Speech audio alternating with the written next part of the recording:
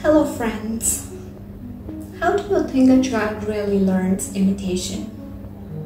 By watching you work on the laptop or in the kitchen or watching someone clean the house? No. Imitation skills always start with facial expressions of a person and the sounds that you produce. Do it when you start playing with an infant. The first thing that you do is make different kind of faces, extreme expressions, smiling too much, so that the child just responds or produce some kind of sounds, and then try to grab the attention of the child. So all these form the basis of the child learning imitation skills. If your child really has problems with imitation and you think eye contact is also a problem and then pointing is also a problem, why don't you try this? Show them your face. Try to put this kind of a bowl. Can you see this has a hole inside it? But you don't need to buy this exactly. You can also have a paper cut out with a hole for an eye. I would not really recommend use of masks because they can be distracting. So if you put it over here and try to look at the child and they say, can you poke at my eye like this? And then they try to do it, and then you can turn it around so that, oh, it did not poke me. So in this way, whenever you remove this, the child will actually look at your face and see whether they have poke, because you will try to stroke your eye or say, oh my god, I'm hurt so bad. And then they come and try to look whether your eye is okay or not. And just to make it fun, you can actually paint your eye red or black so that it actually grabs the child's attention. Trust me, do not just give them, today we are going to play this game. Try to give them options. Okay, I have a ball with me. I have a few tumblers with me. And this is an interesting abacus kind of game. And maybe I have these bowls to play with. What are you interested in today? Or simply ask them, which toy do you like?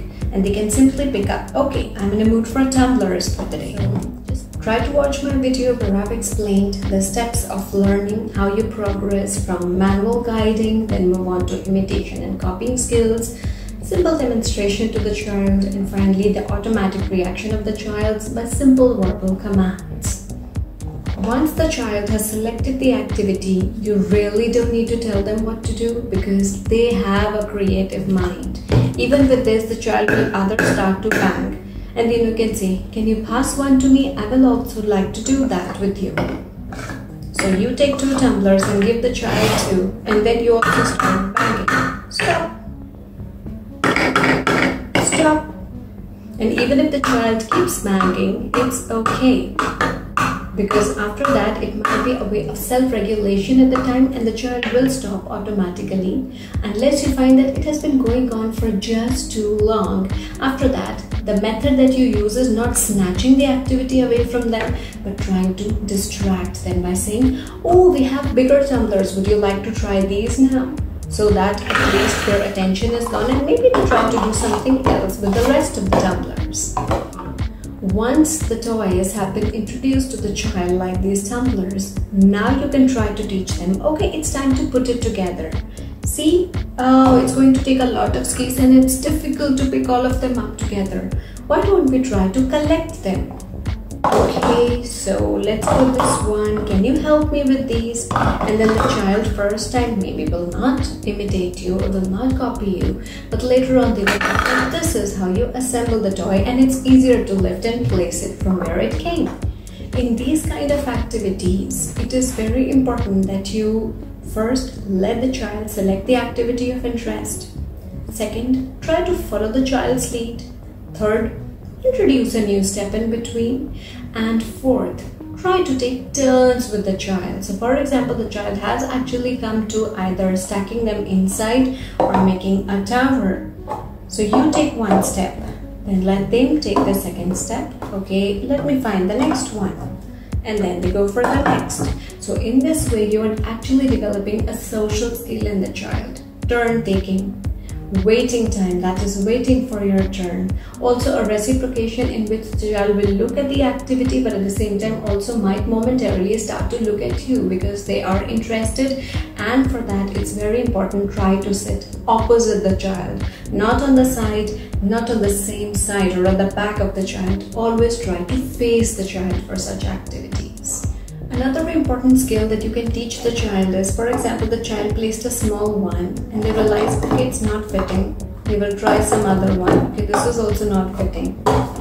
Self-correction. They will know something is going wrong over here in turn taking.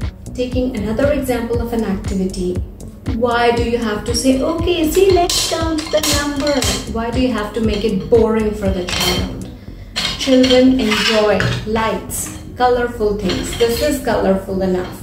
But they need sounds. This is how they like to learn. Let's flick them.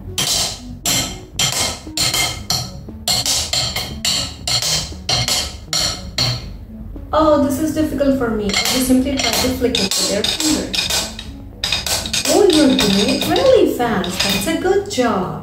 See, so you finished half of it, they finished full of it, and they get a star or something that they really like, a reward. Two important things that I want to emphasize here is, first, children are not going to imitate you on the first, second, third, or even 10th attempt. It might be that they just learned the way how to do this activity, or they've created the form in which they want to activity, like I mentioned, banging the tumblers together. So they just want to do that. And in order to get them out of that activity or observe what else you can do with them, you say, okay, let's divide the tumblers, you take 4 of them, and if they want to bang, they just need 2 of them. Try to take the others, try to stack them 1. So every time you do this, I'll stack 1. Every time you do this, I'll stack the next one. So inadvertently, you are trying to get the child's attention to exactly what's happening in front of them. On the next go, you can try to make a tower. Or in the third attempt, you can try to put some objects inside it that produce sounds like coins or cereals, anything that can grab child's attention. Okay, this was the sound I was making, but that also looks interesting.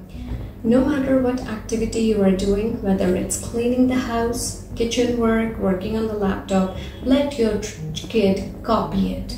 So for example, if you're working on the laptop and the child feels they also need a feel to type something, give them a puppet and let them sort of make the action like buttons so that they can copy you, or buy them a toy broom so that they can actually help you with cleaning. So you can actually explain to them the concepts of why don't you try to do it under the table, over the table.